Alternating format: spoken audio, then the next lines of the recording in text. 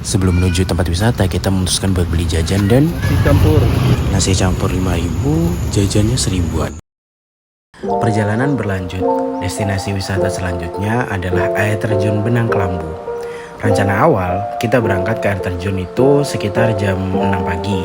Tapi karena hujan deras dari habis subuh dan baru berhenti sekitar jam 8 lewat, jadi kita baru bisa berangkat di jam 9. Perjalanan dari penginapan kita, Nalaya Homestay, ke air terjun memakan waktu sekitar 1 jam dengan jarak tempuh 52 km. Cari aja di Google Maps air terjun Benang Stokel dan Benang Kelambu. Nah, kalau kalian udah lihat pelang tulisan Benang Stokel kayak gitu, berarti kalian udah dekat. Walaupun tujuan kita air terjun Benang Kelambu, Benang Stokel itu satu area sama Benang Kelambu. Jadi jangan bingung.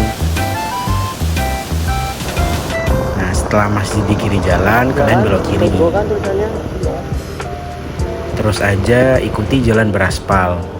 Ternyata ada 3 air terjun yang bisa kalian datangi di satu area ini.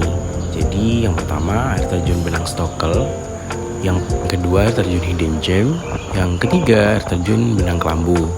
3 air terjun ini bisa kalian datangi dengan 1 karcis saja. Untuk jarak terdekat dari gerbang itu adalah Benang Stokel, kemudian air terjun Hidden Gem itu, dan yang paling jauh adalah Benang Kelambu.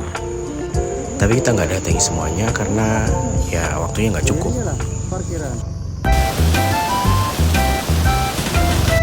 Dan akhirnya kita pun sampai. Jangan lupa buat belok kanan menuju area parkir. Ini adalah area parkir buat kalian yang ambil opsi pertama dan kedua. Nanti aku jelasin lebih detail apa maksud dari opsi pertama dan kedua. Oh iya, untuk bayar karcis dan parkir itu beda tempat ya. Jadi kalau parkir langsung bayar ke tukang parkirnya. Nah, for your information, ada 3 opsi buat masuk ke area air terjun. Yang pertama, jalan kaki tapi capek, mending gak usah. Kalau kalian pilih opsi pertama, jalan yang harus kalian lalui itu kayak gini. Awal ada aspal, sisanya tanah berbatu. Ya hitung-hitung workout lah, lumayan 40 menit buat ke air terjun Benang Kelambu. Bener jalannya besar. Tapi dilewati cepet apa? Yang kedua naik ojek. Itu nanti banyak yang nawarin di dekat gerbang, tapi bayar. Iyalah bayar. Buat kalian yang pilih opsi kedua, kalian bisa bayar 35.000 per orang buat diantar PP ke Benang Kelambu maupun Benang Stokel, ya kan satu daerah ya. Gak pengen jadi YouTuber gitu? Gak pengen jadi YouTuber? Emang YouTuber itu apa? Menurutmu definisi YouTuber apa? Orang yang buat konten YouTube, ya kan? Ya aku buat kan, udah kemarin yang pikir. Untuk opsi yang pertama dan kedua, kalian parkir di tempat tadi yang kita parkir. Nah, untuk beli karcisnya itu di sini dengan biaya 10.000 per orang. Ingat ya, itu untuk opsi pertama dan kedua. Untuk opsi ketiga, beli karcisnya tuh nggak di sana. Jelaskan kalau untuk opsi pertama itu jalan kaki, untuk opsi kedua itu naik ojek. Nah, untuk opsi ketiga, kalian bisa bawa kendaraan pribadi kalian ke area air terjun. Tapi kok sepi ya mas, padahal libur sekarang? Masih pagi. Oh gitu. Oh ramenya siang? Iya siang. Nanti jam 11. Banananya itu kebesaran.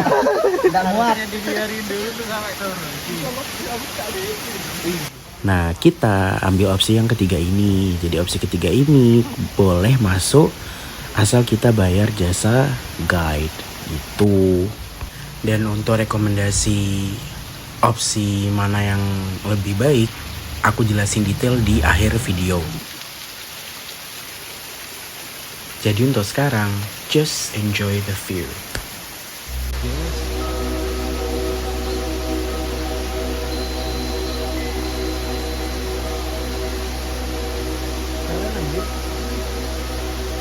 Ini Gi, depan ini Gi.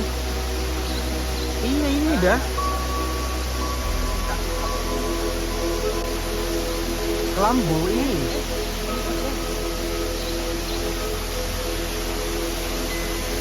Oh my god. keren banget guys. Gila. Mas visit ya ini. Wishlist masuk. Kurang jauh gitu. Bantuan di logistik. Untuk logistik kepada para korban bencana alam patah hati.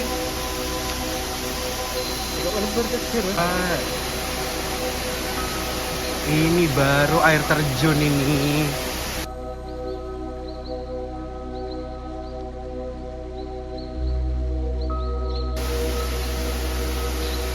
Subhanallah, Masya Allah, tabarakallah. Keren loh, asli.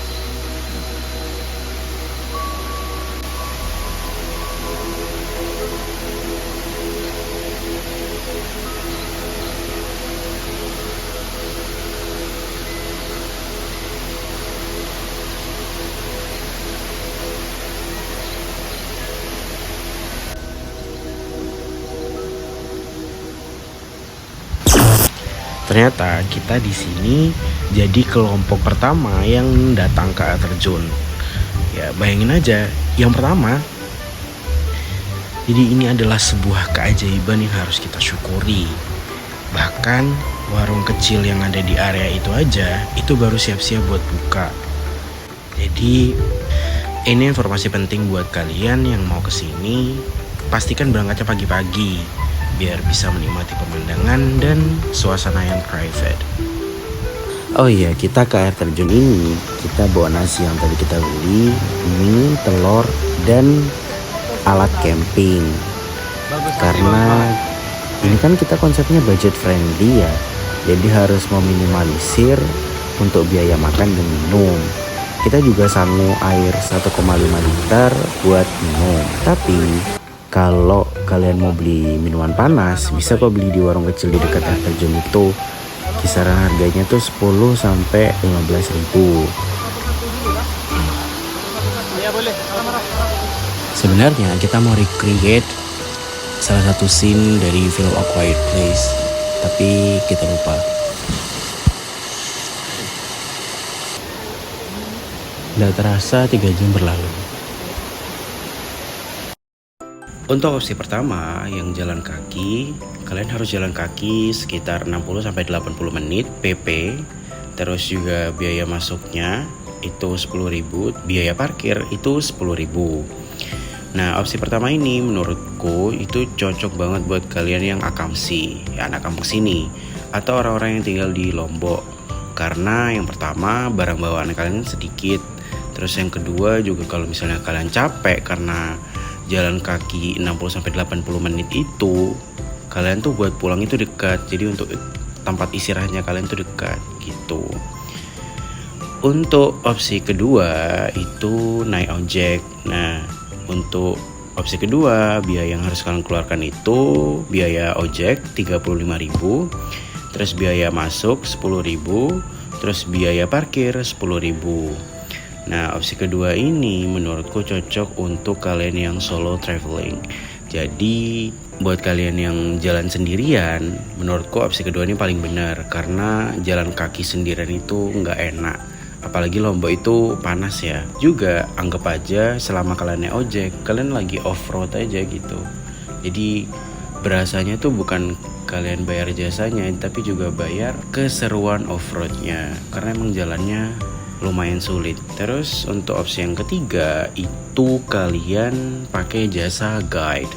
Nah, untuk biaya yang harus kalian keluarkan itu yang pertama biaya jasa guide itu 90-120.000. Kenapa ada range-nya? Karena semakin banyak air terjun yang mau kalian kunjungi itu semakin mahal. Jadi kemarin karena kita cuma ambil satu air terjun aja, jadi biaya yang harus kita keluarkan itu adalah 90.000 per kelompok. Nah, kalau misalnya kalian datengin semua 3 air terjun sekaligus dalam satu waktu, itu kalian bayar 120.000 per kelompok. Ingat ya, per kelompok, ini bukan per orang.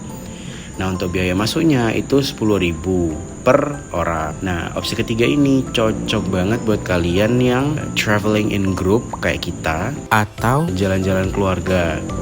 Itu cocok banget. Kenapa? Karena yang pertama, kalian dapat orang tambahan buat bantu-bantu kalian kalau misalnya kalian agak kerepotan dengan barang bawaan kalian. Terus yang kedua juga kalian dapat informasi-informasi penting terkait ya air terjunnya, entah musolanya di mana, terus juga spot foto yang bagus itu di mana, gitu-gitu.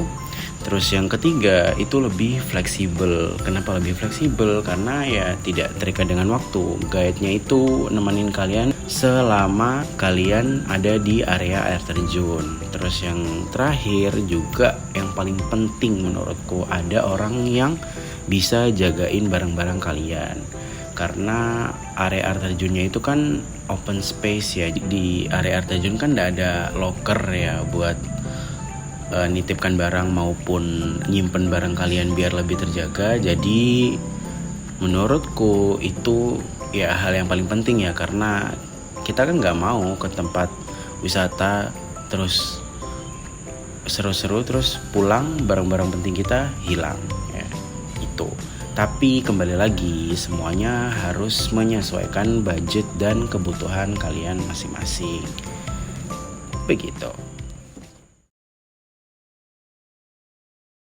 Waktu Anda 5 menit lagi. Ayo, ayo, ayo, ayo, ayo, ayo, cepat. Anda mau didenda atau tidak?